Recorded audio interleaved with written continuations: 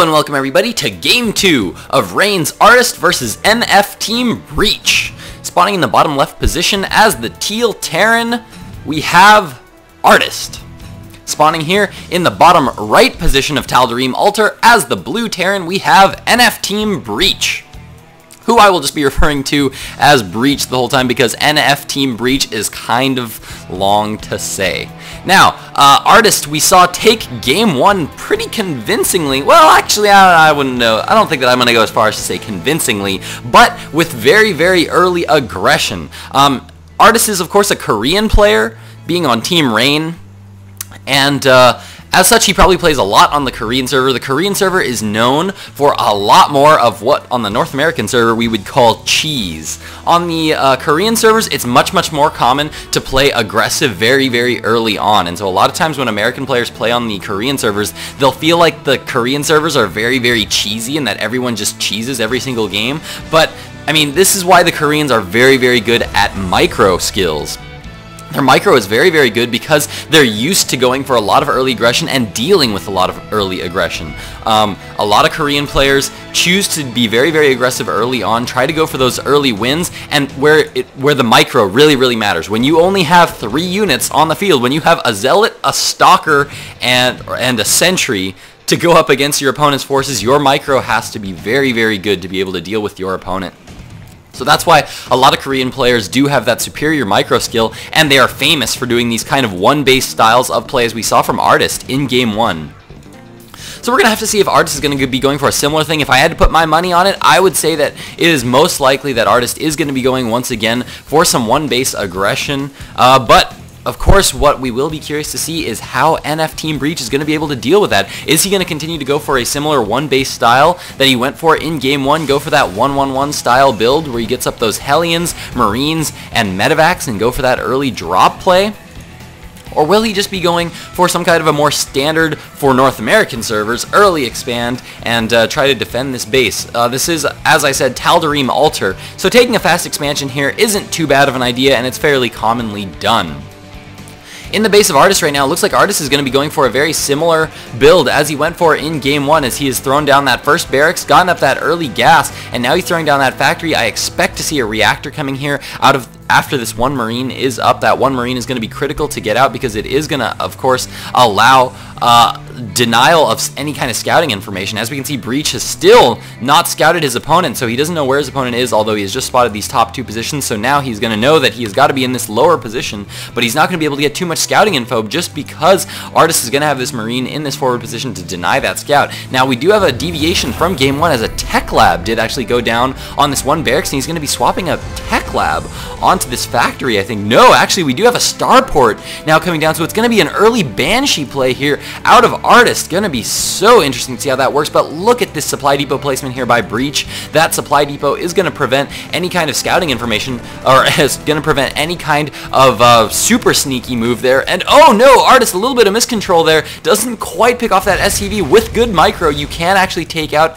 an SCV, because an SCV does have faster movement speed than Marines do, but if you micro well and you have good stutter step micro, a Marine can take out an SCV before it gets by. But there, it looks like Artist was just a little bit late in getting it, and now Breach is going to have all the information he needs. He's going to have gotten into the base, and he will have seen that that Starport with that factory did go down, so he's going to know all about what is going on right now. And what are we seeing in reaction? Oh, we're actually seeing a Starport going down, so it looks like he's going to be getting a Viking out in response to his opponent's Banshee, which is now on the way. No cloak yet on the way here for Artist. Looks like he's just going to be getting that one Banshee, and that is it. In the meantime, we see a reactor coming down on this barracks, and 2 Hellions now starting to push up at the front. Couple Marines here as well, gonna start to deal some damage to these Hellions, and Breach actually feeling pretty confident right now, is starting to throw down his expansion command center.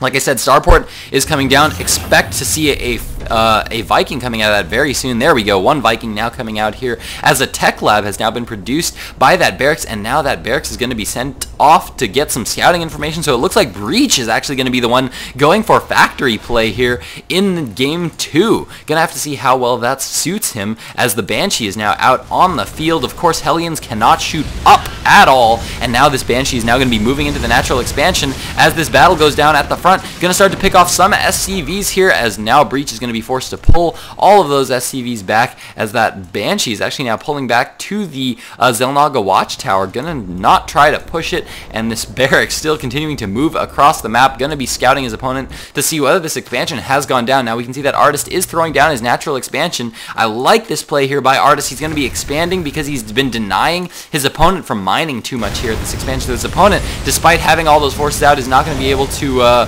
mine too much on that base, and now the Viking is out for Breach, but there's a good number of Marines here that is going to prevent this Viking from dealing too much damage. He's going to start to fire on it, but the Viking could get taken down here by these Marines if he's not careful. Looks like this one Hellion at the front of Breach's base is going to go down here to the 3 Hellions of Artist, and now he's going to start to focus fire down that command center. I think he actually needs to be taking down SCVs. There we go. SCVs now going down here for Breach, and he's now being forced to pull all those SCVs off the line. In the meantime, lots of Hellions, lots of Marines now in the base, continuing to stream more across the field right now. This command center now being morphed into an orbital command in the base of Artist, and now Artist is in the base of Breach. Wow, a Raven is actually out here for Breach, and he does throw down that auto turret that's going to prevent too much damage, because those auto turrets are actually very, very strong in the early game. More Hellions continuing to be streamed in here by Artist, and now he's going to be starting to focus down this orbital command. This orbital command actually taking a lot of damage right now. It is going to be in the red and flaming very, very soon.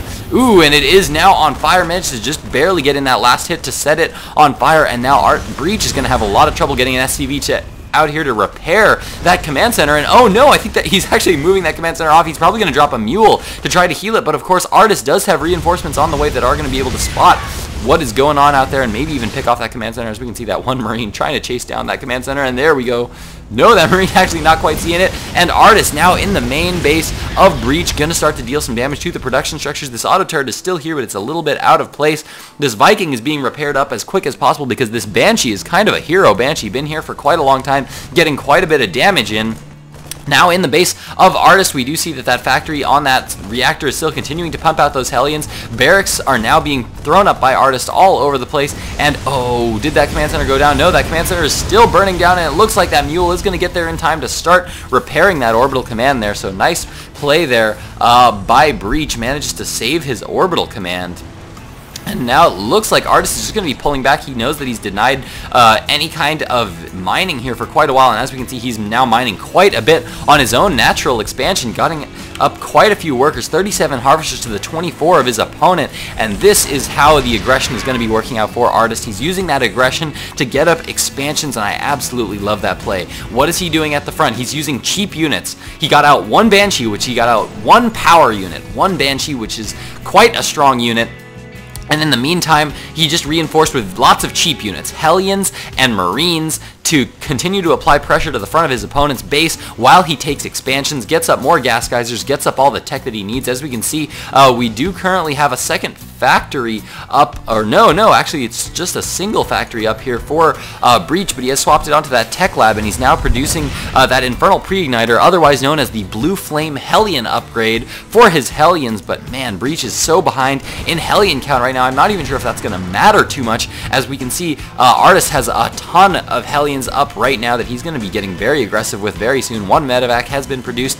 There is a Viking up as well, and he's just going to be so far ahead in tech right now. Engineering bay on the way, double reactor on these two barracks, as well as a tech lab up on this other barracks that's going to be producing that combat shield upgrade. Factory continuing to produce Hellions. Starport now producing Vikings, as he's going to be taking complete air control, I think, with all of these Hellions. And ooh, lots of Hellions now at the front of Breach's base. Hellions engaging, but I think Artist currently outnumbers the Hellion numbers of Breach right now. Breach trying to retake his expansion right now, but now all the Marines are going to be stimming in, moving forward, doing a lot of damage, and so many forces were lost here from Breach, and GG comes out of Breach Reach, meaning that the aggressive style of Artist has managed to win out here in Game 2, meaning there is not going to be a Game 3, and Artist is going to be moving on in the Gigabyte Cup. So, I hope you guys enjoyed these casts. That is going to be it for me today, because I am now actually going to be casting a few user-submitted replays. If you would like to submit your own user-submitted replays, submit those to glitchreplays@gmail.com. Follow me on Twitter at twitter.com/glitchstarcraft,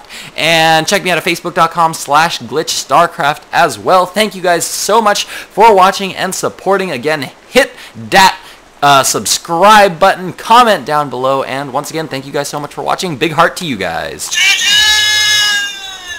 Glitch out.